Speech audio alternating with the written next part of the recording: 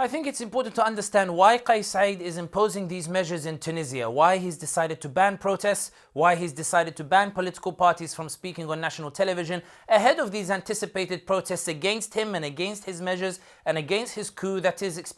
are expected to take place on Friday, 14th of January, 14th of January being the anniversary in which bin Ali fled to Saudi Arabia during the Arab Spring in 2011. The reason Saied has imposed these measures is because he believes, with reason, that the protests that are expected to take place on Friday, 14th of January, are going to be very different from the protests that have taken place before that have sought to denounce his coup. On Friday, 14th of January, it is not only those who are against his coup who are planning to take to the streets, but even elements that supported his coup, that supported his suspension of parliament, that supported his suspension of the constitution, that actively called on him to embark on these measures to suspend parliament. These elements will also be taken to the streets as they express their rage at Saied for trying to centralize and monopolize power and not engage with them over his steps or over the next stages of the coup and what it should look like. The fear of Saied monopolizing power for himself and sidelining those elements that originally supported his coup,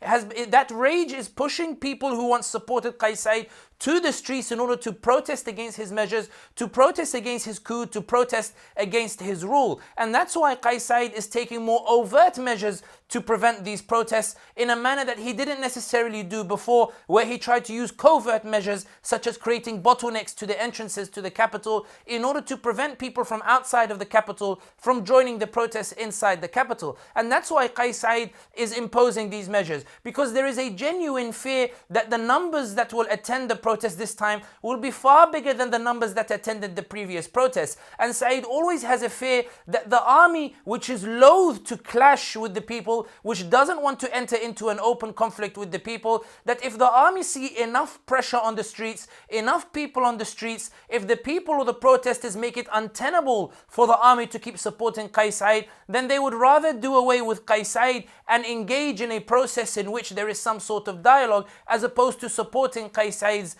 insistence on staying in power in the face of such pressure. And that's why these measures have been put in place. It reflects a genuine fear that January 14th, something serious might happen in Tunisia. And even if it doesn't, the measures reflect a sense of Saied that his power is not cemented, it's not yet entrenched, and everything is still reversible.